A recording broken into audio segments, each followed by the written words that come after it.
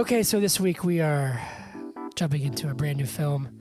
A film that explores your dreams and your passions and family and how those two things coexist together. Healing, mental health, and relationships. Coming of age, and of course, filmmaking. I'm talking about Steven Spielberg's new film, The Fabelmans. A biography of sorts. Explores the childhood of a young boy who wants to make movies. But Hunter, Yes. is The Fabelmans good? Let's discuss that on the podcast. We're going to discuss it. Because that's why we started the podcast in the first place. We're going to discuss it. Yeah. We're going to discuss it. Discuss it. Yeah. Discuss it. But is it good podcast? Yeah.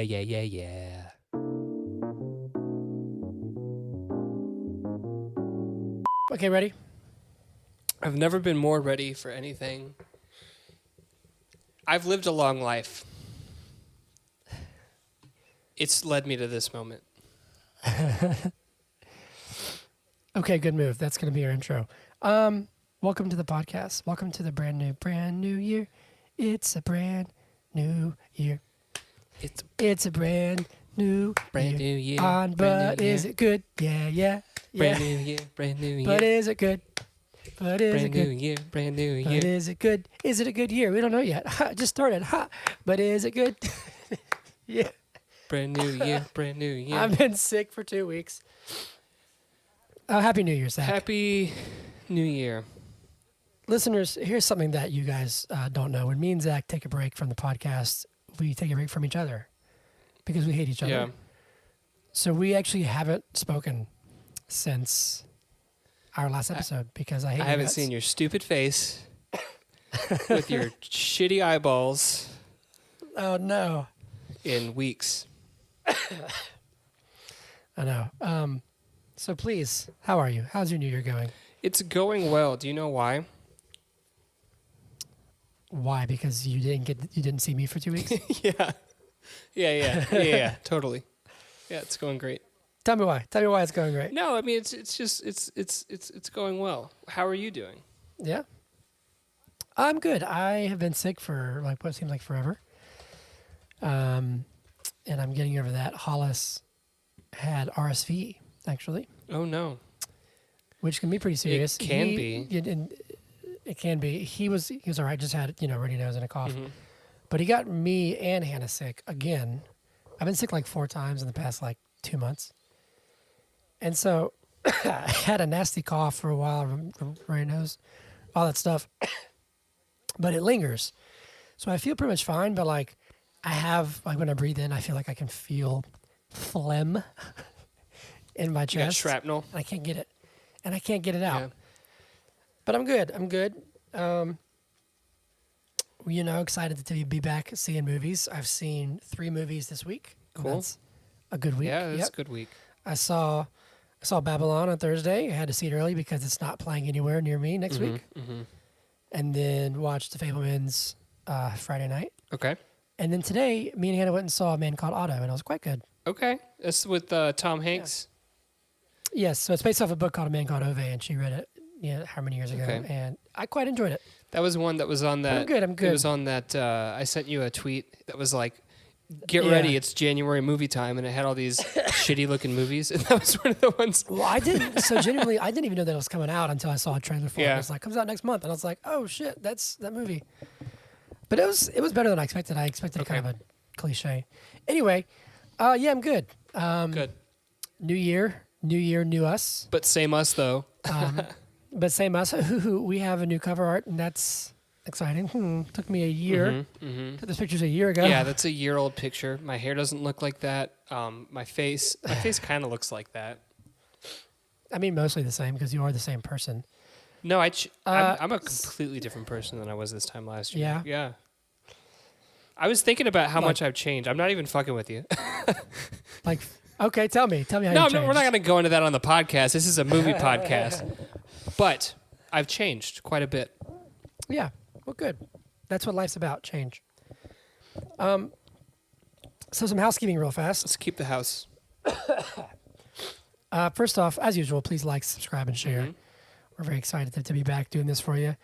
But a couple cool things that are this is very minor. We have a lot of things kind of that are going to roll out in, I'd say, the first quarter of this year. That's the plan, at least. But we officially have a YouTube account. And this episode will be on YouTube tomorrow, which is Sunday night, so Monday. Wait, are you recording? Are you recording me? What? No. It's gonna have just like our cover art for now. It's not gonna have video. Okay. But we're gonna figure video out eventually, hopefully this year. And then we also have a TikTok account. Oh, cool. And so we'll be posting movie in a minute and stuff on there. For now, we'll probably try and do some more stuff eventually. But for now, it'll be the movie minute, that kind of stuff. So yeah, stuff's happening. I'm gonna start doing What were you gonna those say? popular dances. I'd post them Cool. by all means. You look like you were gonna say something. I wasn't gonna say a damn thing, Hunter. A single A thing. single word. A single little. I wasn't even gonna be like, nothing. Not. You're just gonna open your mouth and just nothing's gonna You come weren't out. even gonna hear me breathe. Like even if you had like dog ears, because I wasn't going to breathe. I was just going to open my mouth. And it was just gonna be the void. The Void. That's a weird movie. Into the Void. Oh wait, is it Enter the Void? There's probably both. Yeah. All right, cool. So we're here to talk about the Fabelmans. Anything else, Zach? Real quick before we. And Enter we the Void jump. was a 2009 movie about an American drug dealer living in Tokyo. We watched it with Ethan, and it's like first person or whatever. Cool. I haven't seen it. I didn't watch it with Ethan. That must have been before we were friends. Into the Void is a 2019 film about an apocalypse survivor who defiles the colony to seek help for a sick ex-lover. I definitely watched Enter the Void. Okay. And I guess maybe like Brooks. Okay, cool. It might have been like 2008. No, I guess 2009 or 10. Yeah, it couldn't have been 2008 because this movie came out. Well, yeah, it did come out. We weren't friends until 2011. Right, so. right. Yeah. Okay, cool. Let's do this thing then. This is my episode, so I'm going to make you go first, Zach. Okay.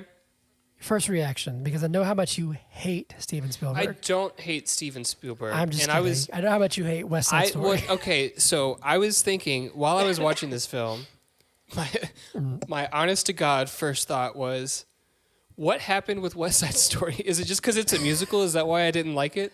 Yeah, Is that why probably, it's so viscerally? Because I thought this was awesome. It was a little bit of a slow burn, but I don't know. It slowly fucked with me. Like it got my emotions going with like the family dynamics and how like he knew, but I can't. No spoilers.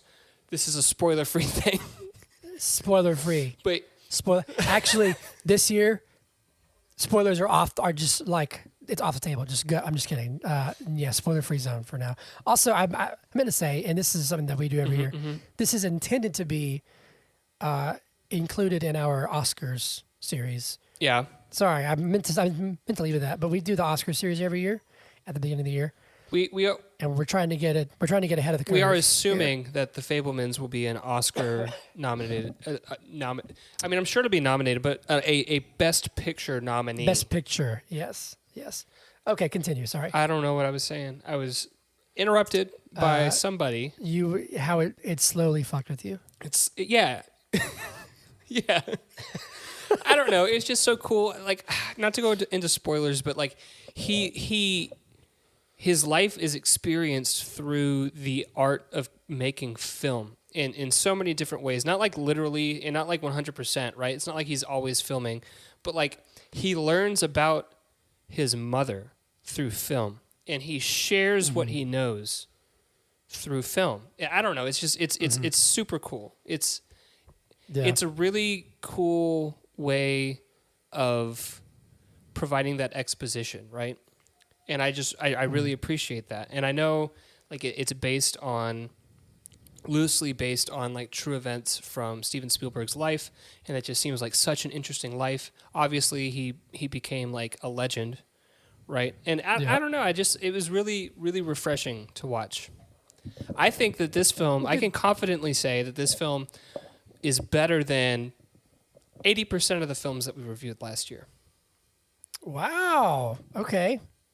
So would this have been a golden good? Should this have been I guess it wouldn't matter because we'll have that discussion at the end of this episode, won't we? That's true. Starting this year off strong, I like it. Yeah, I would agree. I really, really enjoyed this one. It was a bit of a slow burn. There was a little lull for me somewhere where I kind of felt like, oh, this is dragging a little bit, like maybe like the hour 10-minute mark. But then maybe less for a few minutes, and then I was really in it. The first hour was great. It was kind of weird, but I also watched it at home. Did you watch it in theaters? I wasn't able to see this in theaters. Look, the end of last year was just a cluster. So yeah, I did watch this at home, but yeah. No, I really thought it was fascinating. I was thinking about this when I was watching it. What a catharsis this must have been, or this must be, to like make this movie about yourself. Right. It was saying relive those little events. Yeah. Can I? But I thought it was great. Can I give you just like a quick little fun fact? Steven please. Spielberg, the films that the main character, is it Sammy?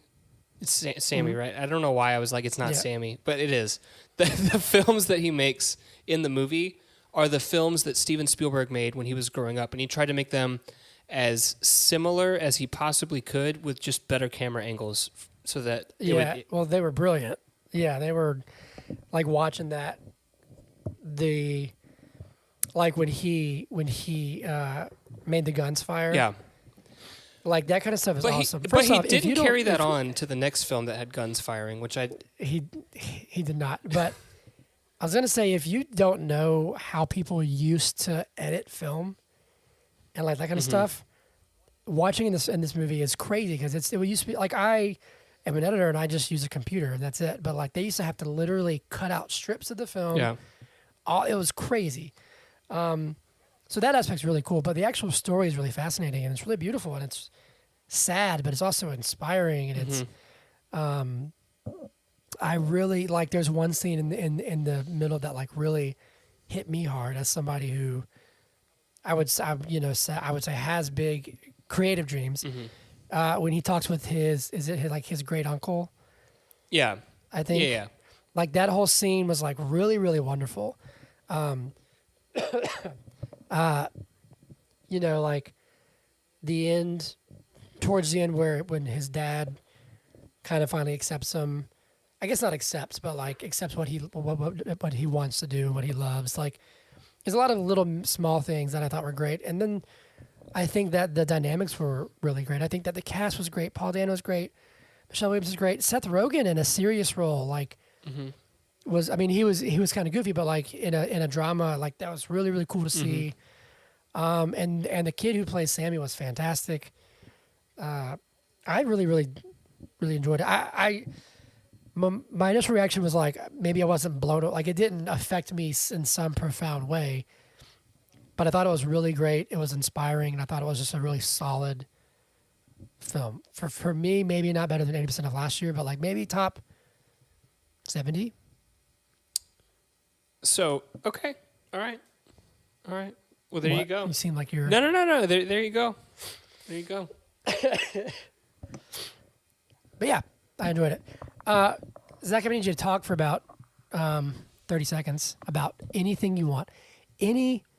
Literally anything you want, okay? Yeah, I'm going to talk... Because I have to set up the camera for me. And then you interrupt me when I start talking. That's okay, well, I wasn't done great. talking, and there's a slight lag. You know what? Maybe we need... it's not my fault. We need another 2 weeks. How about that? Okay, I hate your guts. I hate you. Okay, go ahead. How about this? You shut your mouth. How about this? You shut your mouth. Or I'll kick your teeth down your throat and shut it for you. Okay, so I'm going to pose a question to you while you're getting set up. You don't have to answer, but once you get done setting up, I would like you to answer. I'm posing. Get it? Do you You get have it? to hear your own voice, don't you? Do- You have to hear your own voice. I can't have a monologue. Yes, I do. Skip. Okay, listen. Here we go. You were talking about how easy it is to edit film, like you have editing software. They were like cutting and literally like gluing shit together, right? I wanted to ask about the particular effect that he adds to the gunshots, and how easy would that be to do in a software? Do you think it would be easier to just poke holes in the film? Because I think that'd be like Yes, practically actually, I do speaking, get that. yeah. Practically speaking, I think that'd be much easier. Yes, but as is with a lot of things in editing software, Mm-hmm. once you learn it, it's super easy. Like there's probably like one little effect, just drag and drop, and boom, there it is. But on some things, they're time based. Like you have to adjust how long the flash is, Mm-hmm. like how bright it is, and so I think practically speaking, if you just go boop, then yeah, I would say that probably is easier. With the modern stuff, obviously you have more control, but obviously in modern stuff you can make the gun look like it's actually firing right. and not just like a flash. Yeah. Yeah, I just But we're spoiled. huh? We're spoiled because we have all this technology. Yeah.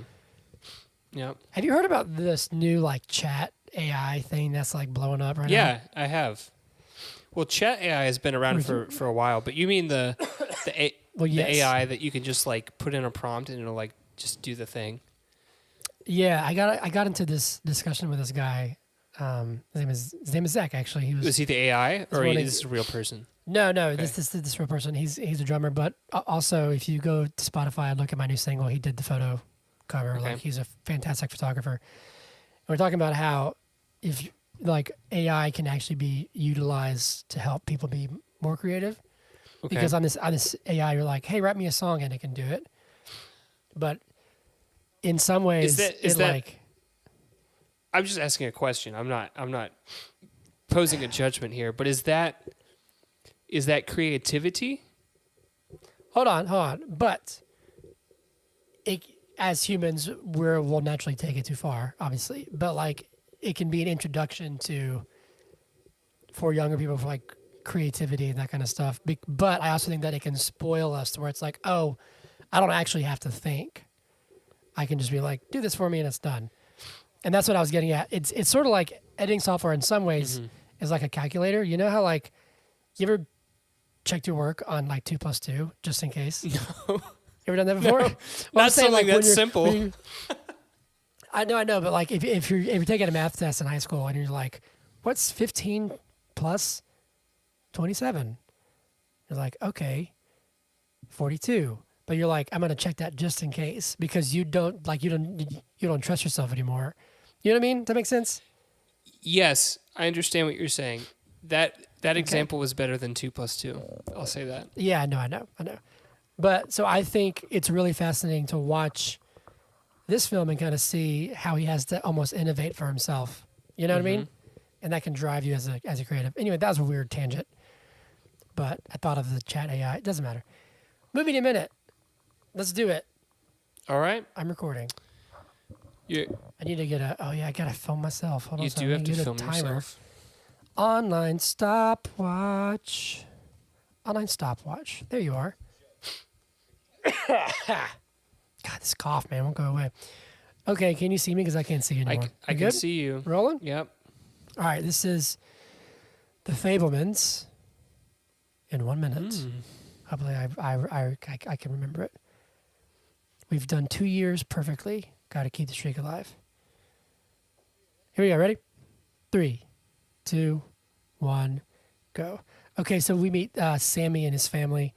They take him to the movies, and he's scared, but he's like, okay, I don't want to go. But he goes and sees it, sees this train crash, gets fascinated by it. His parents get him a train. He wants to see a crash. And his mom gets his dad's camera, and he films it, and then he starts making a movie. Fast forward, he's older. He's making movies with his friends. He loves movies, but his dad is like a computer whiz. His dad's like, oh, that's just a hobby. He's like, no, it's not a hobby. Anyway, they go camping with their dad's best friend. I forget his name, Bernie. And he finds out later because he edits this film for his parents that Bernie and his mom like have a thing going on. So he's there's some drama that's going on. It's crazy. They moved to California because his dad gets a job at IBM. They get bullied. He gets a girlfriend. It's all coming of age. It's nice. It's heartache, but it's fun and it's exciting. Making movies. Anyway, he makes this summer film. He moves to LA with his dad, drops out of school, and gets a meeting with some director. And then he's Steven Spielberg. Some director. I said some director. I didn't say dumb director. I know you said some director. It's not just some director. Who is it? John Ford, dude. Portrayed by David Lynch. Were you about to ask if that's a real... I don't know the name. Unbelievable. Okay. All right, let's get started. I apologize. Should I redo it? No, don't redo it. This is all live. This is on the episode. I did know that was David that was David Lynch. I did not know. Did you see all the posters up on the... I did see the posters, and I knew that those were real. Okay. Because I saw names that I recognized. I saw movies that I recognized. I'm so sorry. It's okay. It's okay. Ethan's going to tear me a new one, isn't he? I hope so. All right, cool. Let's do it. So what year is it when it starts? 7 Academy Awards. Okay. I apologize. Listeners, I want to take this moment to apologize formally to all of you. Okay, are we good? Could have had 8, but it lost to Gone with the Wind. He had a movie named Stagecoach that lost to Gone with the Wind. Which Gone with the Wind, I mean, if you put out a movie that year, you're fucked. You know, you're not winning any awards, right? Yes. Anyways, we'll talk about John Ford near the end here. All right, so the Fabelmans. Let's see. We open up. What's the year when it starts? 1952. They're in New Jersey. Mm-hmm. Got Mitzi and Bert Fabelman. They're at the movies. Yep. Man, this is random. This is a really early time to go on a rant, but like, do it because I've watched Babylon. Like these first 2 films of the year are kind of about filmmaking, and kind of the Hollywood world. And, man, I wish we lived in a time where like movies were like an event still. Yeah. You know what I mean? Did you notice how two things. One, the theater was packed. There was not an empty seat in the house to go see that movie. And 2, nobody was fucking talking. Yeah. Oh yeah. They were all watching the film. Oh yeah. And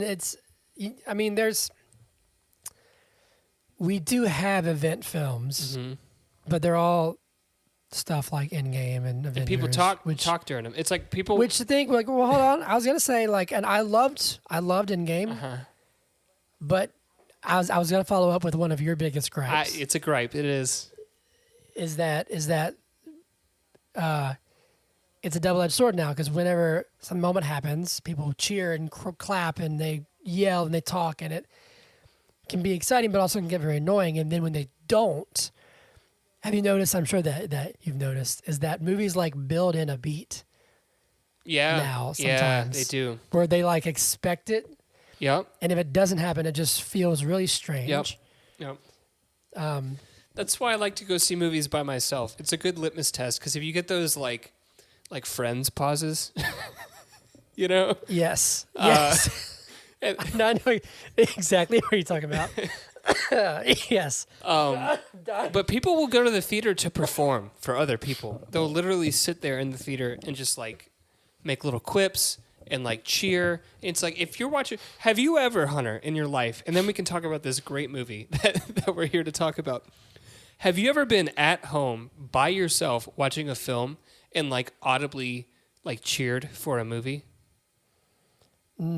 No. Okay, cool. I've laughed if it makes me laugh. That's a little different. A laugh is like I don't know. That's one thing.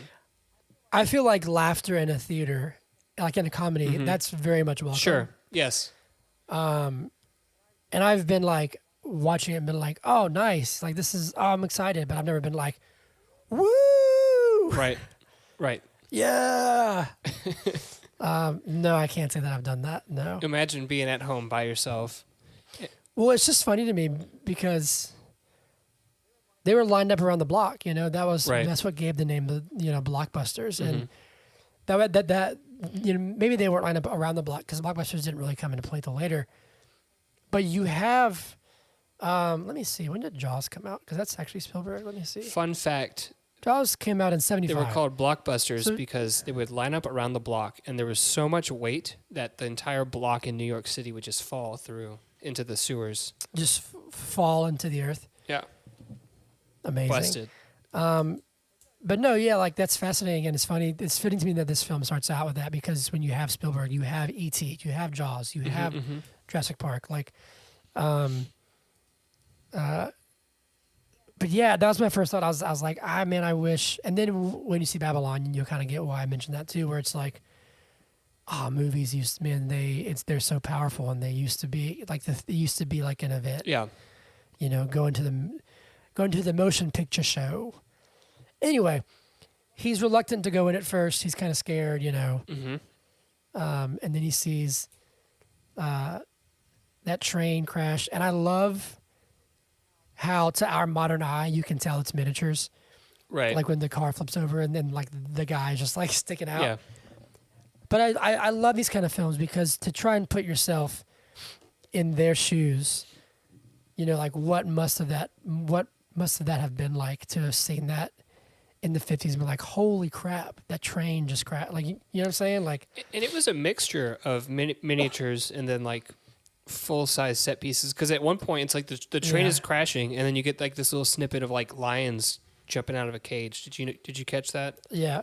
So it's like they're like superimposing, like that's how they used to edit. It's like they used to be able to do kind of effects, but they'd have to do it manually on the actual film. Exactly. And it's just so cool, man. Like, but I also loved, this is me being a nerd, but like, I just love little through lines of like why things are called that, and like trivia when his dad explains to him what it is. And he's like, it's a picture, and it's this many pictures every second, and your brain can only register it for this long, and because of that it looks like it's moving, and it's a movie, it's a motion. I was like, that's just like, I'd geek out about that kind of stuff. I think What were you gonna say? What he said was it creates the appearance of motion. That's why it's called a motion picture. He didn't call it a movie, but but that's why they're called that. Yeah, because the talkies and then the movies. Right. It's awesome. Okay. And nod your head in condescension. And it's called cinema because they used to serve cinnamon rolls in the theater for you. Where'd that go? Why isn't that still a thing? I mean, come on, Cinnabon. Let's get a partnership with AMC and Cinnabon? Yeah. There we go. Okay, anyway, so he sees this, he gets, enamored with it, and he wants to recreate. He needs to see them crash. As he says. And Paul Dano, his father, Bert, is like, why does he need to see him crash? Can I say one thing? If there's anything that could potentially have taken me out of the film a little bit, it's the fact that one, Paul Dano already looks young to be a father, even though, he is 38. But two, he does not age a day throughout the film. Yeah, that's true. Like from that is true. From like 8 years old to 18, and Sammy ages, right? But Bert looks the same throughout. The exact same. And Mitzi. But it's not as noticeable with Mitzi, I guess. I don't know. Yeah. I have a question for you. Yeah. Let me see what you thought. So he needs to see them crash, and then his mom gives him his dad's camera so he can watch it over and over again. Yeah. So do you think he wanted to recreate it and film it, or just he had the anxiety and needed to try and, like she said, he needed to try and control it? And then it just so happens that because his mom gave him a camera, do you think that's what started the filming infatuation? Or was it a combination of seeing the movie and the train? See what I'm saying? Well, he felt very real emotion in the theater. He was terrified when that train crashed. It caused him a lot of anxiety. He has some anxiety in his life. He can't spell the big words. And like his mom said, he needed to be able to control it. But through doing that, through the act of him recreating that shot, it shows him, oh, this is something that was created. It doesn't have to be scary. And also, this is fucking cool. Okay? I could see in his eyes, if they had internal monologue for this small child, he would have said, this is fucking cool. So towards that end, I mean, yeah, wouldn't you be infatuated? I mean, if I had a camera when I was that age, shit, things would have been different. What? Are you saying that you would have been a famous director by now? No, I didn't say that. I just said things were. They just would have been different. You would have had. Yeah, butterfly effect. Things Hunter. would be the exact same. Things would be the exact same. You would just have a camera. No, everything would have changed. Maybe I would have gone to Stars Mill instead of Macintosh. You know. Oh man, when we would never be friends, and we wouldn't have this podcast. See, it's the butterfly effect. I'm telling you. Oh my gosh, amazing. Yeah, I think his relationship with his mom is very interesting.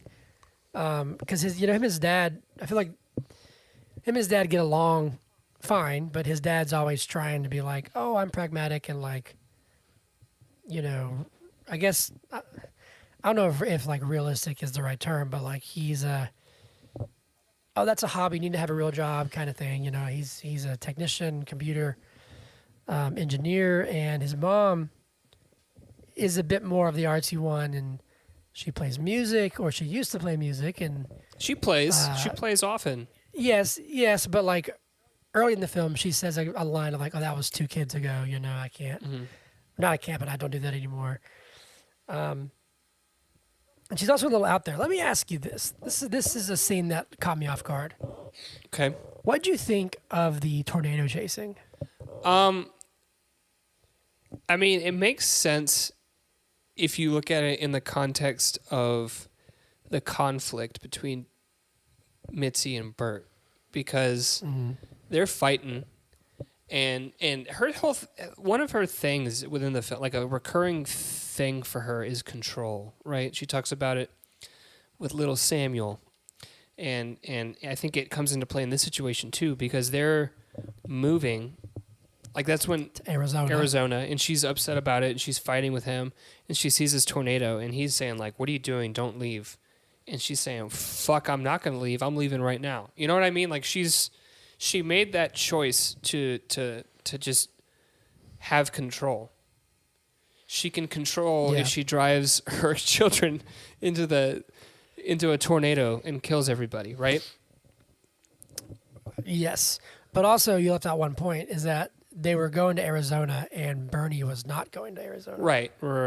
Which eventually, because she almost kills their children, I think that convinces Bert. Yeah, because we cut to the next scene, and they're driving on the road, and Bernie's in the car.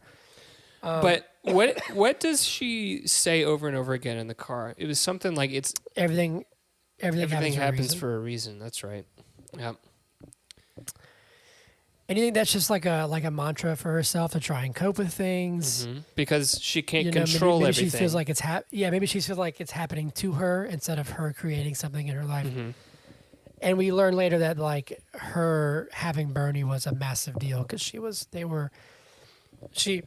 says they never like got physical, I guess, but they were in love with each other. I don't think they hit a home run. They never got intimate, if you will. Right. I think it was like first base stuff, like hand stuff. Which I don't know about you, but like Bernie was in the film for 5 minutes, and I was like, they're having something. They're doing sure, something. but we're not Sammy's age, and we're also looking at this totally from a bird's eye view, right? Like the film's not like first person from Sammy's perspective, so like we're getting information that he might not necessarily be getting. But yes, it's evident pretty early on when they're at dinner and she like laughs at his jokes, and then Mitzi's mom like cuts eyes. Like it was obvious. There's also and I feel like Bert maybe he wasn't like artsy and like didn't crack jokes and stuff, but I feel like he always like put his best foot forward with her. Like he was always trying to do whatever he could for her, right? But when they were tucking, and I feel like he always supported her too. but when they were tucking Sammy in, this was after the train crash. I think this is before Bernie gets introduced. I don't remember if Bernie's been in the movie yet or not. But he says like, you know, I love the trains. He's like, you can't just love something, you have to take care of it. And Mitzi cut eyes at him. I don't know if you noticed that, but I feel like I missed that. I don't know. Yeah, so he says you can't just love something, you have to take care of it. And she like cuts eyes at him and gives him a look when he said that. I rewound it and watched it a second time. I was like, what the fuck was that? What? Why do you think she did that? Maybe because she sees it the opposite way. Like do you feel like she didn't? He takes care of her, but that doesn't necessarily make her love him. See, so it's not that she doesn't think that he's not taking care of her. It's that doesn't line up with the way that she feels. Yeah, I don't know. This is all conjecture, right? Yeah, it was very interesting to watch the film progress because you would watch Bert kind of more and more. Mm-hmm. And I remember thinking, I was like, he has to see this. Like, either he's choosing not to or he's just blind. I think he knew. And I don't think it's until, like, the camping scene where you start to actually see him be outwardly affected by it. You know, where they're like singing some song, and he's singing it, and then Bernie starts singing like a goofy, funny version, and all of them start like cracking up and laughing. Yeah. And he obviously feels like, I don't know if it's left out or like overshadowed or just kind of unseen. But he's very measured, and he never like lashes out. At least not from. It didn't seem like he ever like. Maybe at one point he's like, "Hey, what the heck? Gosh darn it!" And she even says late in the film, you know, that he's the kindest, most caring person. I just thought it was very interesting, and I think that it was well done. Like I really enjoyed Seth Rogen's performance and his role, and it's really interesting to kind of see that through Sammy's eyes because, you know, he does, you know, like it's fascinating when he finally tells her that, or I guess shows her is a better way of saying it. He shows her the film. Because for weeks he's like being cold and standoffish and like kind of picking a fight, and then he shows her and like I guess sees her reaction, and then he's immediately like I won't tell, like I'm sorry, you know, this kind of stuff. And it's interesting because it's I don't know. She's a very complex character. I mean, as they all are, but. I thought that was very interesting how that switched real fast, and then how he not like on her side, but was kind of like, I won't say anything. Like I didn't mean to mess anything up. You know what I mean? I thought it was interesting. It was very interesting. Yeah. Okay. Well, that is interesting. What do you want? On, I guess. The fuck do you want me to say? No, no. I just didn't know if you had anything to add. No, like, I mean you said it all. I think that whole dynamic is very interesting because. She's not particularly she's not bad to Bert. No. You know? Well, no. I mean. Well, like outwardly, bluntly, like she's not mean or like, but obviously she's behind his back and that's not cool. But she's standoffish. She's standoffish to him the way that Sammy was standoffish to her. But whereas Sammy like reconciles it and like moves past it. Because he, in his own way, talks to her about it and has that dialogue. She never does, and then she ends up leaving. So, I mean, not to say, she was never like explicitly abusive, but like think about. I mean, poor Bert was trying to comfort her when her mom died, and she brushed his hand off. You know. Not that that moment is about Bert, okay? That's not what I'm saying. But little things like that, you know, like that would suck if you love somebody and they don't want your comfort in like a moment like that, you know, that would suck. I was gonna say it's kind of reading between the lines of like, you would hope that that's the person she wants to be held by, right? You know. But yeah, so anyway, meanwhile, Sammy's growing up. What do you think of his movies? They were all really cool. I did think it was interesting that World War II took place in the desert, but I mean, he was out in Arizona, you know, so. What you gonna do?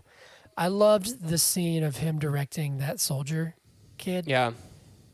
I think where they both like get surprised by the emotion. I did too, but I couldn't help but think that he coached him through this whole thing, but the angle that he was filming from, you didn't see any of it. You just saw a kid walking, you know. It was great, but I thought they were gonna like, it was a switch was gonna flip with him, and he was gonna like run around and start filming the emotion on dude's face. Maybe.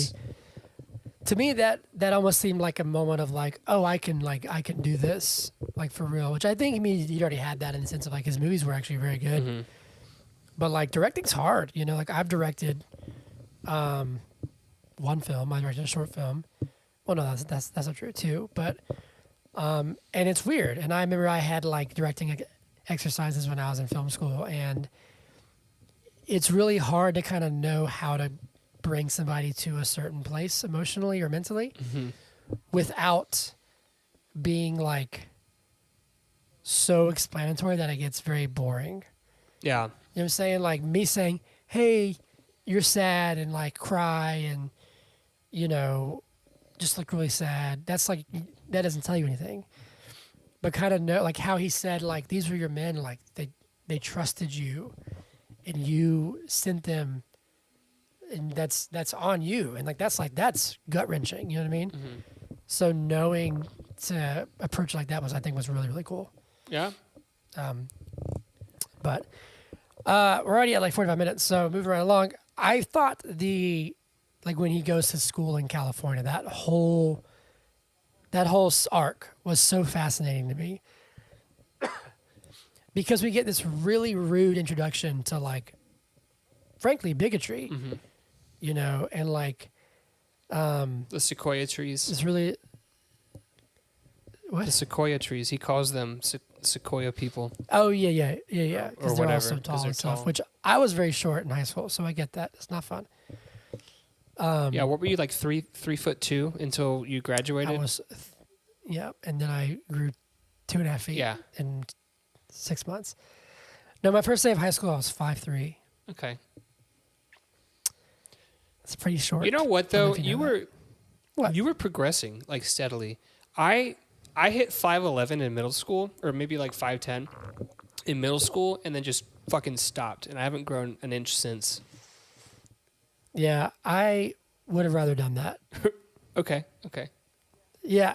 I guess I was like, oh cool, I'm gonna be like 6'5", and it didn't pan out, you know. That's true, because I ended up getting to 5'10", 5'11" anyway. Yeah, you got to where I was. It just took me like 19 years. Yeah. I didn't really hit a growth spurt until I was like 17. It's a good time to hit a growth spurt. It was like going into like junior and senior years when I finally I grew like 6 inches. Because you have all that like adolescent angst and the weight of like making a college decision, and your bones hurt. So it's just like it's all happening at the same time. Dude, when I broke my wrist in sophomore year, I had like an X-ray, and they're like, "Dude, your growth plates are wide open," and I was like, "I know, make them work." And I was like, I'm trying. Like it was. Anyway, is that why you broke your wrist? Was it like on a growth plate? That was that was partially. And it wasn't like it was a small fracture. Okay. But like I also was being stupid in the weight room. But they're like, they just kept saying, "Oh my gosh, your growth plates." I was like, I get it. I'm waiting. Thank you. So I felt what he felt. When you're walking in school, and you're like, I'm the shortest one here. Anyway, it's just like all the. anti-Semitic jocks. Like I'm not Jewish, and so I can't really speak on it or like how it was back then. But like, damn, Yeah. it's just it was interesting because I guess because we only really saw them in their family unit, to be kind of thrown into that was I don't know if it was meant to be jarring, and maybe jarring is the wrong word, but like it was a really rude awakening, you know? But it also, yes, I agree with you wholeheartedly. It also wasn't an issue in New Jersey, and it didn't appear to be an issue in Arizona because it wasn't brought up as like a plot point until they got to California, right? Yeah. Northern California. But it does lead to, what's his girlfriend's name? I forget. The girl his girlfriend, who the loves, Jesus girl? The girl who loves Jesus, yeah. Oh God, I don't know. Hold on. What'd you think of that scene in their bedroom in her bedroom? Monica. Her name was Monica. What did you think of Monica? That had to have been comedy because that was hilarious to me. Yeah. Like I definitely think it was supposed to be funny. All the pictures on the wall, and it's like Sammy's thought process throughout the entire thing was my thought process. She's like, Jesus is sexy, and I'm like, that's not what Jesus looked like. And then Sammy's like, well, we don't really know what he looked like. You know what I mean? And like all this kind of stuff. Yeah. But I love how he was like, that's a lot of guys. It's just this wall, just yeah. Because it wasn't just Jesus. Right. There's Elvis was on there too. Yeah. But I thought that was hilarious. It was very funny. And then like their whole relationship was funny to me. Like it just didn't make sense. And maybe that was the point, was that he was just looking for something because what his parents had wasn't working, right? Yeah. Well, it's funny because it felt like two stupid kids. You know what I'm saying? Just like being like, okay, this is fine. This will work. Yeah. And then when she's presented with like a very real, like, move with me to LA, she's like, no. I mean, I think she even says, she's like, you're fun to kiss and all, but you know. Yeah. I was just like, ouch. How long? I mean, we don't know, but they hadn't been together that long. No, yeah. I mean, she even says like it's just been like a few weeks. It takes me back to the end of high school for me. I'm not going to go into any details, but I was presented with a similar. No, it wasn't similar at all. Anyways, all that to say, when you haven't when you haven't been with someone for that long, there hasn't been enough time for those feelings to incubate. No, I get it, but I also senior I dated a girl for 2 months and we broke up, and I was just like, my life is over. I'm done. Yeah, this is it. And I look back. That was and the I'm end. Like, I look back and I'm like, it was 2 months. Yeah, that's true. So strong feelings can, I guess, young love. I guess the moral here is that strong feelings have the potential to be built very quickly, but that doesn't mean they're going to be built very quickly with both parties. No, but I also think, like when you get older, you look back, you're like, it's almost like it brings a smile to your face. You're like, oh, you don't know what the hell you're doing when you're 16, 17. You're just like, oh, this is what love is. This is it. So it was really charming, and I quite liked them together, and she really played a part in kind of helping him get on track. Not on track, I guess socially, but in school, and convinced him to do, what was it called? Like skip day? What was Ditch day? Ditch day. We ditch school and which go I to think the beach. Which I think is really interesting how he portrayed one of his bullies. In it, and he says a line kind of in throwaway when the guy's like confronting him, and he's like mad about it. Where he's like, I just saw what I saw and like pointed the camera at it. Yep. Or something like that, I think he said the film captured what the film captured. Yeah. Same thing. Something like that.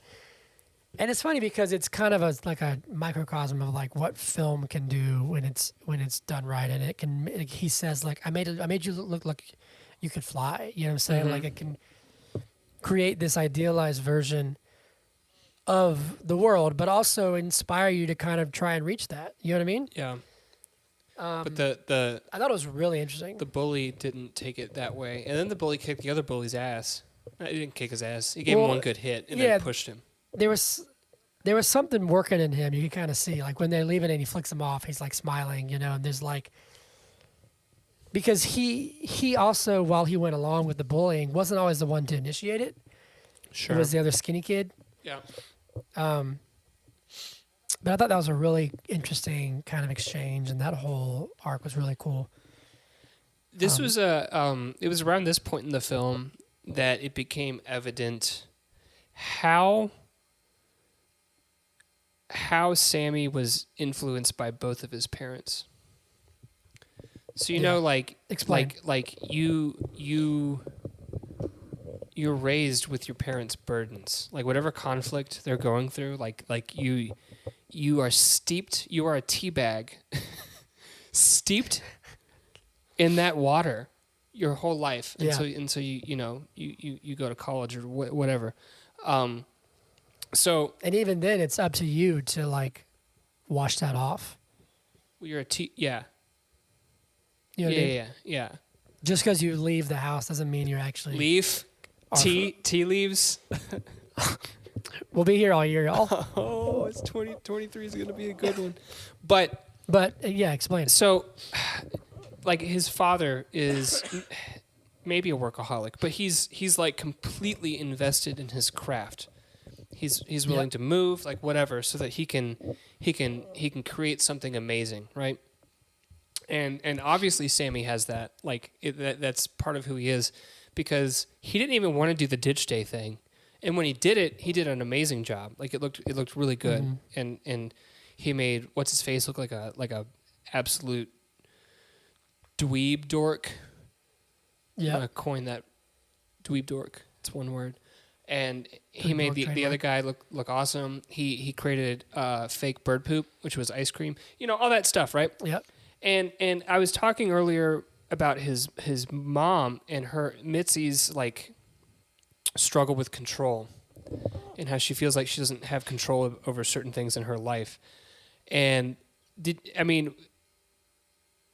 he saw her struggles with that and sort of relinquished control. Did you notice when Bully tries to give him the cigarette? I don't know if it was just a cigarette, if it was weed, I don't know what it was. But he was like, what does this do? And he was like, oh, it shows you that like you don't really have control over anything. And Sammy was like, dude, I'm already there. Like I don't, you know what I mean? And so it's really fascinating to me to see. And I think it was an intentional choice, because these themes come up like time and time again over the 2.5 hours or however long the movie was. But it's cool to see them like coalesce at the end and like see who Sammy Steven Spielberg becomes, right?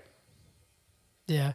Well, there's one thing that I sort of blew past, but I want to kind of come back to it because I loved it, and that was after the death of Mitzi's mother, her uncle comes to town. Oh yeah, Boris.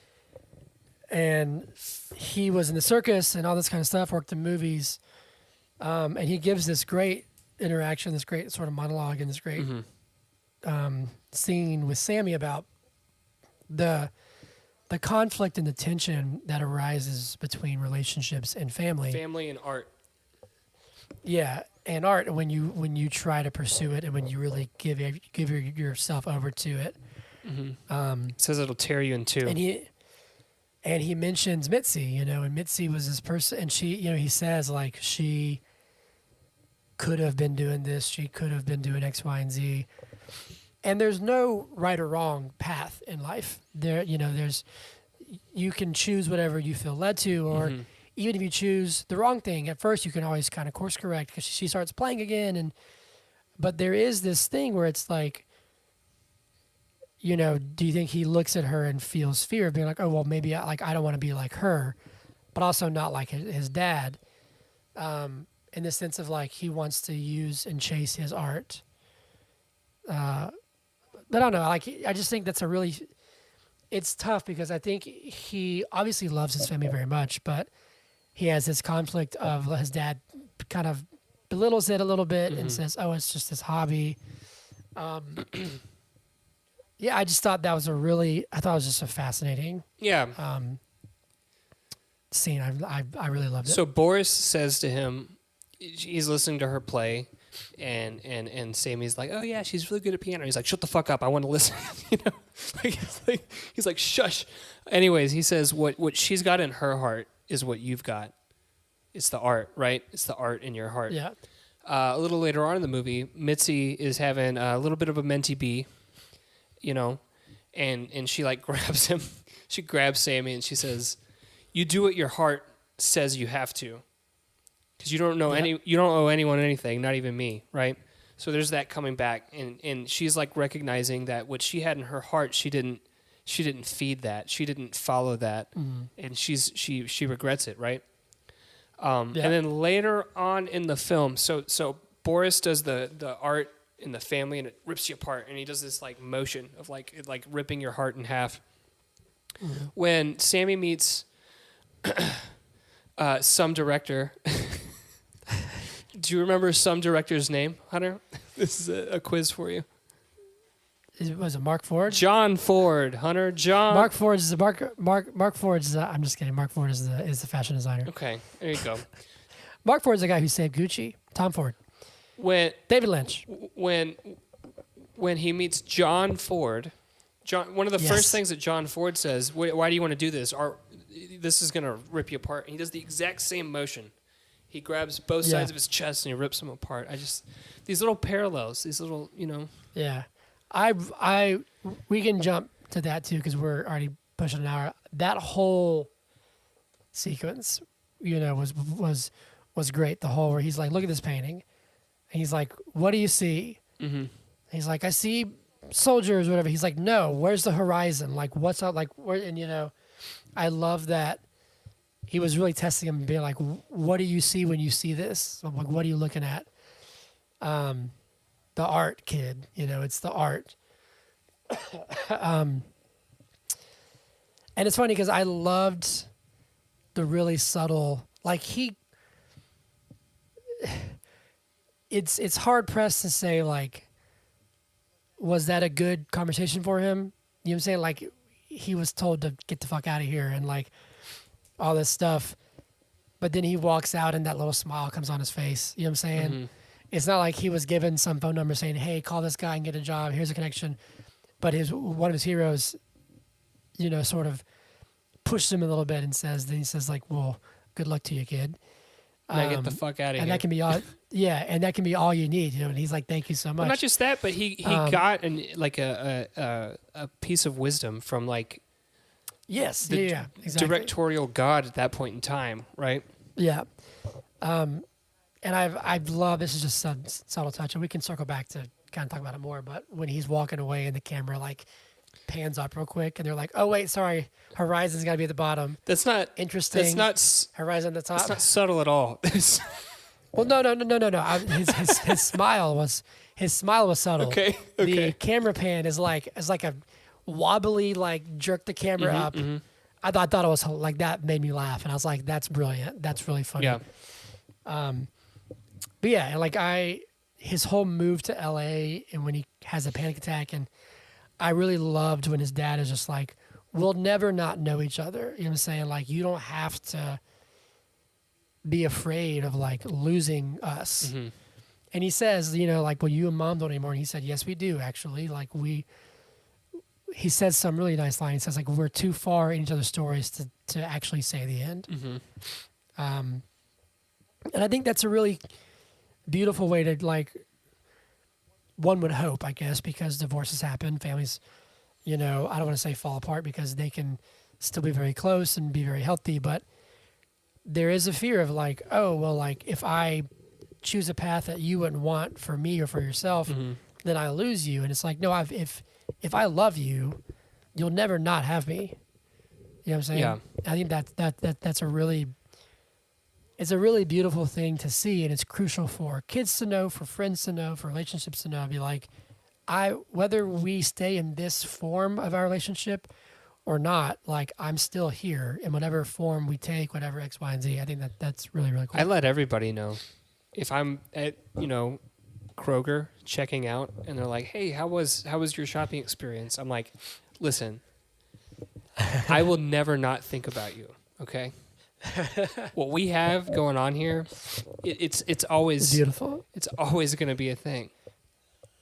Usually, I get escorted out. But no, I just thought it was really great. It was, because that yeah. can be hard, you know. Like it's a very real thing of kids growing up with creative dreams and being told like, oh well, you need to have some sort of real job, some sort of plan B, and it creates this, you know, or it's just like a societal pressure, this fear of being like, oh, you know, like I can't do this because of X, Y, and Z. But if someone who means that much to you says, you'll never not have me. Even if the relationship changes or the way that this is changes, you'll never not have me. I think that's really, really beautiful. It is beautiful. It is. There's probably something that could be done where, like if you said that to me, if you were like, we will always be friends, there's nothing that you could do. And then, like, I immediately took a dump on your pillow. You know, would we still be... That wouldn't do it. Yeah. Okay. I'd make you clean it. Your pillow? Yeah, I'd be like, come fix this. But I'd be like, that's Zach. What you gonna do? Oh, Zach. Meanwhile, Hannah's like, it's him or me. He just shit on my pillow. Oh, Zach. But you know, like I look at Hollis and I was like, you know, I get that. I'm like, I'll never like, you'll always have me. Yeah. You know. Yeah. But anyway, that's all I've got. We're already over, so. Do you have anything else to add? You want to wrap it up, or what do you want to do, Zach? What do you want to do? I want to have a short discussion on where we would rate this film, if we were going to attribute a rating to it, and then talk about if we're going to start the year off by nominating this film for a Golden Good. Okay. I would give this about a 90, so pretty close to what it is. It's 92. This is a hot. Let me see what the Let me see what the audience. This is a hot 95 for me. This is I loved this. So the audience score is 82. I wouldn't go that low by any means. I would say 90%. You know why it's 82, Hunter? I'm gonna rant here for a second. People. All right. You know what? Let everybody know. Everybody, listeners, Zach has the floor.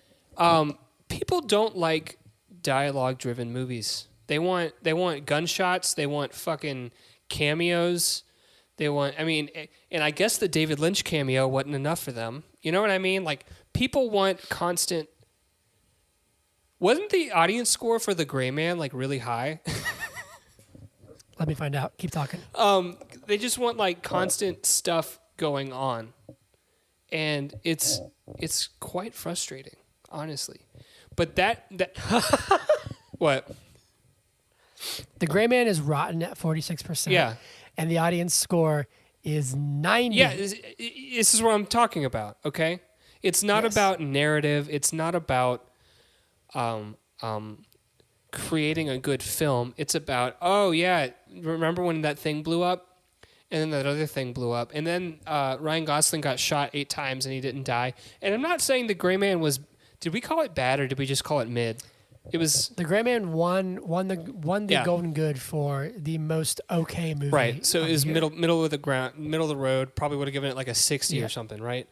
But that is what that's what people want nowadays. That is what people are looking for.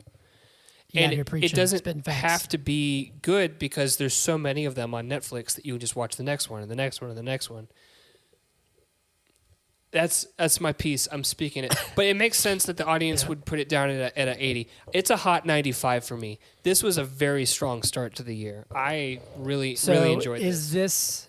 Is this a Golden Good for you? 1 for 1 so far this year? I here's the thing. Yes, right now, I would say we're nominating it, but we can't have too many nominees, so we'll see how this year goes, right? But I would have to agree. As of right now, yeah.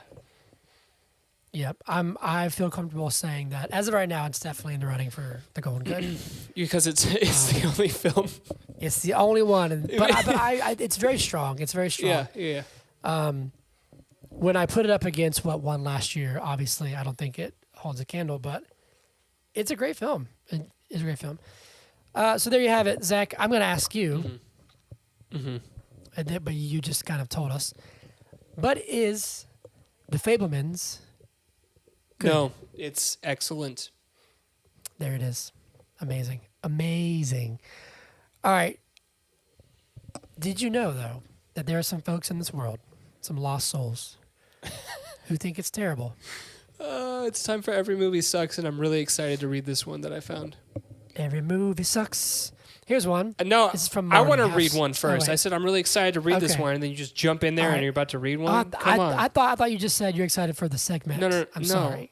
C-Fam gave this a half star and said, "White film bros will totally rave about this film." And here we are. Well, here we are. Here's one. This is Marnie, half star. Up there with the worst movies I've ever watched. Doesn't deserve the title of film. There is no proper character development. It's stunted at best. No real plot line. Weird casting choices. No warmth or feeling. The lighting wasn't too dark. The last sentence makes absolutely no sense. But okay. Anna VDB says, "God-awful horseshit. Half star for the monkey being cute eating a tomato. This movie made me want to die." Oh my God. Here's one. I read this earlier and I thought, what? This is from Leo Lou, half star. It's kind of long, so bear with me. And it's also poorly written. I hate whoever makes movies like this and says that this is a movie maker or a director or a creator. It is not how cinema should work. I was forced to go and see it, and I hated every single minute of it. It was trying to be so deep, so badly, and it was just pure cringe, and I just couldn't. I don't get what it is with this weird movie genre where professionals and high quality production is used while the film is just pure trash and empty, and it has that weird style. I don't know. I hate it so much. Like that scene in the car where the kids were supposed to repeat that everything happens for a reason. Show that this movie is so fucking empty and that is exactly the genre that I'm talking about. Whew. They're mad. They are mad. I have difficulty with some of these because I'm reading one here. This was a review by Keegan Gerbrandt. It says, "The plot is too complicated to follow. I couldn't understand the story at all." Which I don't see that. So let me tell you, I click on Keegan's profile on Letterboxd. Oh God. Her favorite film is The Lighthouse, which to me is 10 times more complicated than The Fabelmans. Isn't it? Interesting. It's all like allegory and just like symbolism. Anyways. So here's one. Excuse me. This is Ruby Shindling. Okay. Horrible, embarrassing. Paul Dano's character makes me want to die. This is a Steven Spielberg movie. Will I ever see a good movie again? 0 out of 10. And their favorite film is It's a Wonderful Life. Oh, come on. What? Katie Forit says, "I'll never get those 4 days back." I don't know why it took you 4 days. 4 days to watch this movie, but here we go. Their favorite This is from film is a movie called A Bigger Splash. Never heard of it. This is one more for me from R. Haas. Oh my God, this movie was so boring. And their favorite film is Interstellar. Come on, man. That's a 3-hour epic about time travel. So this is And Raging Bull. This is a thing now, right? We're gonna start saying what their favorite film is. What's frustrating is that some of these favorite films don't. Hold on a second. This person's just being a troll. This is just a troll. Yeah. Let me see. This movie is a pile of caca for boomers to fall asleep to. And their favorite one. All right, look. This person's favorite movie is The Banshees of Inisherin. No, that's Recent Activities. Never mind. But they gave that 3 stars. George Iba says, "Worst movie since Avatar 2." And George Iba's favorite movie is A Man Called Otto. Or is that recent? No, it's favorite. It's favorite. Wow, that just came out. Yep. All right, I've got one more. The sequence that Sam made of seagulls shitting at people at the beach is better than any scene in the actual movie. This shit is fucking terrible. Bad acting, bad writing. Sentimental, melodramatic, cheesy, self-indulgent, offensive. Probably my least favorite movie of the year. And that was reviewed last year. That was Chris Jarvis. His favorite film is 2001: A Space Odyssey. That's a popular one. It is. It's up there. All right, I'm good for that. You got any more? I mean, I could keep going forever. We could do this for days. 4 days, specifically. Never get them back. All right. Well, there you go. There's the Fabelmans. We liked it. But Zach, now it's time for Shindigs. And let me tell you what. I've got a lot, so I'm going to try and speed through this. We've got 2 weeks worth of news to get through that I know I missed some. So just forgive me, okay? Okay. You ready? Yep. Let me put this so I can see you. I want to see your reaction to these things. Oh, I can't do that. Oh, no, it doesn't work. What do you mean you can't do that? I can usually do split screen, but I can't. Let me just, hold on a second. Here we go. All right, ready? Yeah. Are you ready? Yep. All right. And this is in no particular order. I'm just going back. The Green Lantern, Jon Stewart Green Lantern series for HBO Max has been canceled. Just kidding. James Gunn said that's not true. I know, amazing. Sonic 3 and Avatar 3, The Seed Bearer, have gotten release dates of December 20th, 2024. Okay. I forget the guy's name. Do you know who plays Jon Snow? What's his name? Kit Harington. Yeah. He's going to become the character Black Knight in the Marvel's in MCU's Blade. Okay. Which apparently is still happening. The past 2 weeks we had Stan Lee's 100th birthday. Rest in peace, King. Let's see what else we got. We got a new look at Flash, the second Flash, because there's 2 Ezra Millers in the movie. Supergirl and Michael Keaton and some Flash perm art. Speaking of Ezra Miller, apparently he's being considered to stay in the DCU, maybe as well as Aquaman and Shazam. Gross. What I saw was that it's been seen as a broad but not a blanket reset. Again, there's no confirmations from James Gunn. But why would you keep the one problematic person? I don't know, because his character is the only one that could make sense of staying, but he's also the one actor to not keep, so who knows? But couldn't you do some shit where, like, when he does the thing and he breaks the rule, it also, like, fucks up his face and it just changes him? Maybe. But speaking of Ezra Miller, he pled guilty to a burglary charge. Right. As part of a plea deal that will be a fine and 1 year probation with continued mental health treatment. Yep. And then still on the DC thing, James Gunn teased that he's 1/3 done with the untitled DC show, which is rumored to be an Amanda Waller spinoff with Viola Davis returning. So there are some people who are going to stay on. Mm-hmm. We don't know for sure because he is apparently going to debut part of his, I guess, like quote unquote phase 1 slate probably in the next few days. I'd say by the time we finish out this month, we're going to have some info. Christian Bale joined the cast of Timothée Chalamet starring Bob Dylan biopic. That sounds really cool. Aaron Taylor Johnson is apparently now the frontrunner for the new James Bond. Variety has reported that Gal Gadot will not stay on as Wonder Woman, and said that there's not going to be Wonder Woman in the first 3 years, which James Gunn said that's not true. But apparently she's gone. Mm-hmm. Let's see what else we got. There's a film that you're very excited about. I think that we're going to do is Megan, but for some reason has a 3 and instead of the E, is getting a sequel that is in development. We got Ant-Man and the Wasp 3, Quantumania, that came out. We got the Beau is Afraid trailer. Yep. I think there's a trailer for the new Nick Cage, Nicholas Hoult, Renfield. I believe there was a trailer. I didn't see it, but I know that there's a new poster. What else we got? Last of Us has debuted at 100% fresh. Do we finally have a good video game adaptation? Is it a movie or a show? It's a show on HBO Max. Well, shows often get like really high ratings for whatever reason. Yeah. It's like so 100%. Francis Ford Coppola's Megalopolis has apparently devolved into chaos with a ballooning budget, and talent and crew have been leaving. We're getting a Twister sequel. Didn't know that. Mm-hmm. There are going to be apparently 4 new Walking Dead, maybe 3, but 3 or 4 brand new Walking Dead spin-offs. Walking Dead Dead City will debut on June 23rd. A Daryl Dixon show will debut late this year, and then a Rick Grimes and Michonne show will debut in 2024. That might be one show, could be two.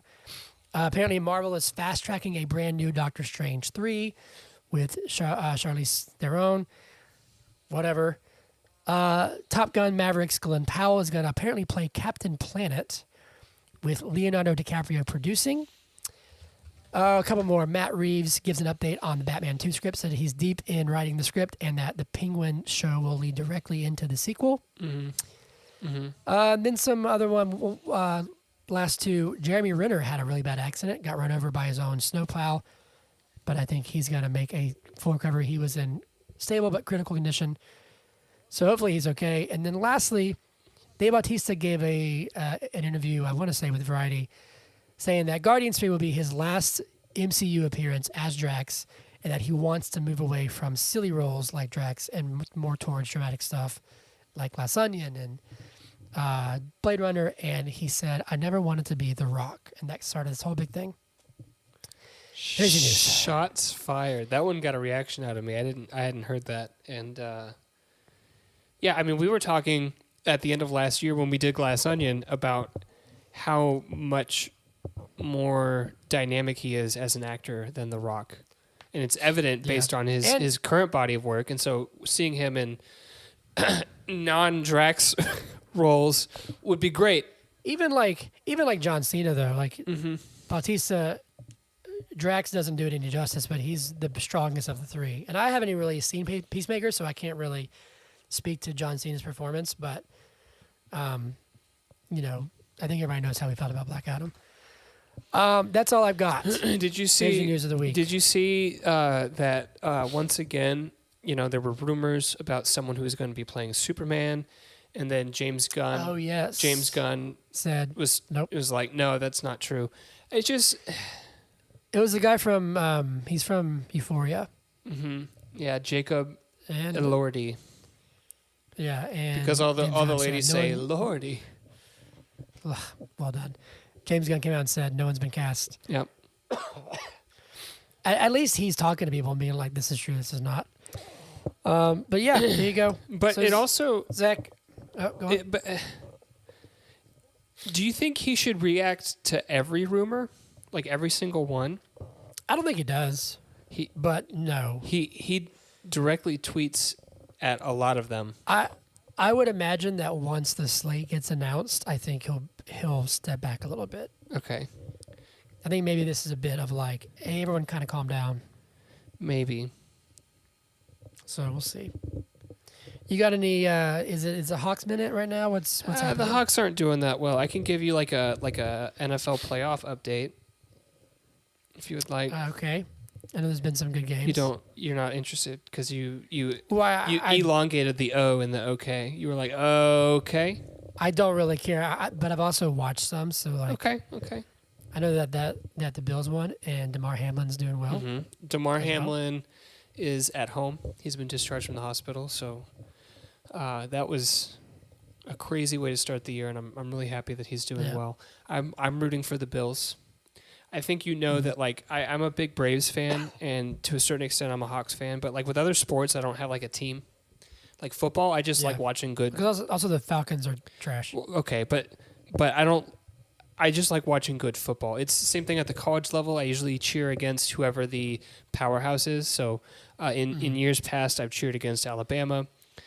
In recent years, I've been cheering against Georgia, just because which they had no problem. Oh my God, they had no problem whatsoever. That was a bad game, and I went to Georgia. That was stupid. It was a waste of time. Yeah, that was. But then you also get. This is what my shindig can be. We can just talk about fucking sports for a couple minutes.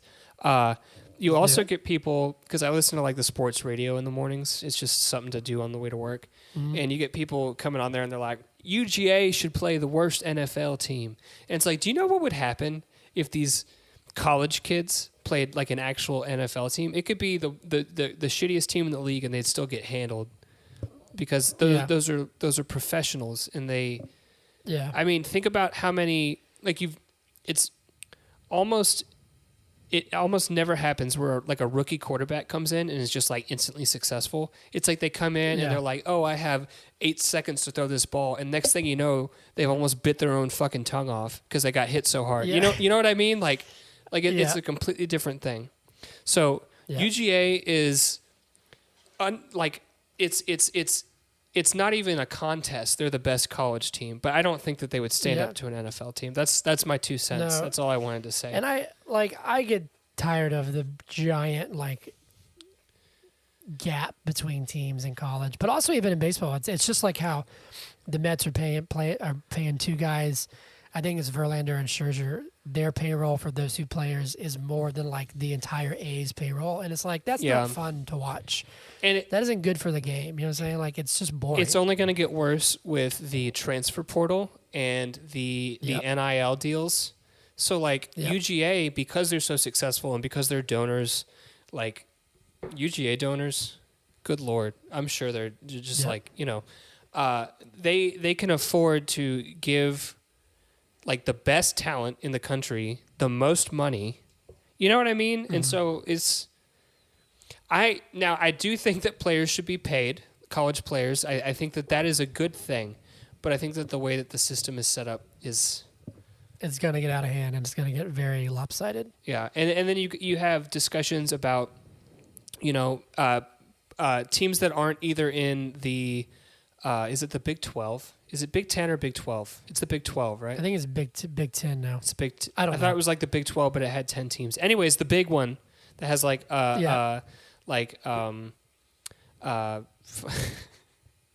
Ohio State and Michigan and other teams, right? Yeah. Or the SEC. If you're not in one of those 2 conferences, you don't have a shot. So they're talking about creating just one giant super conference so that everyone's competing with everybody. And I don't know. I don't like that either. The NCAA is broken.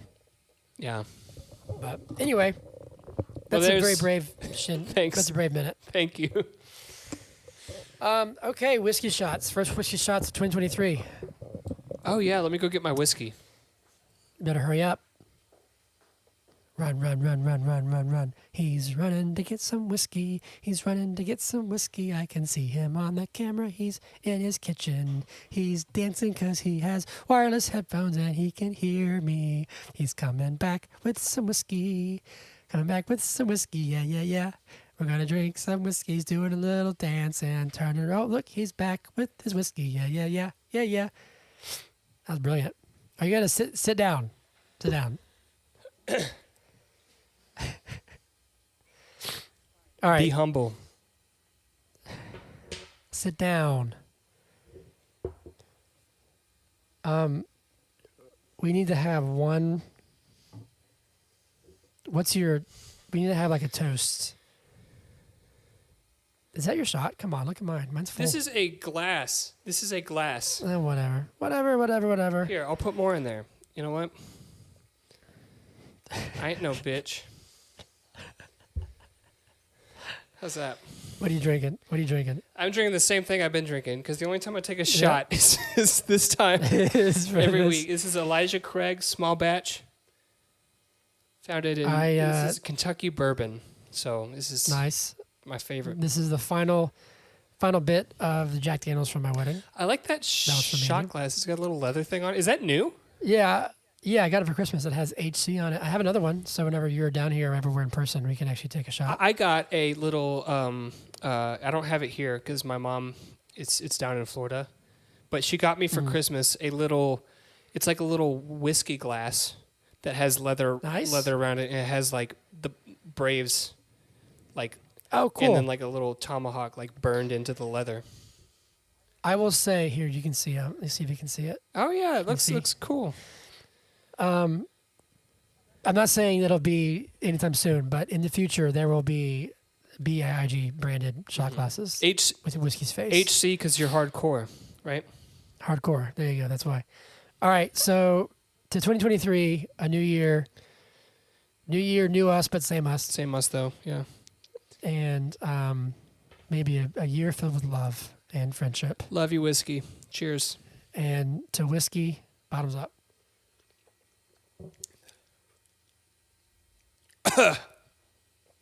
That's a big shot glass. Oh, gosh. Okay.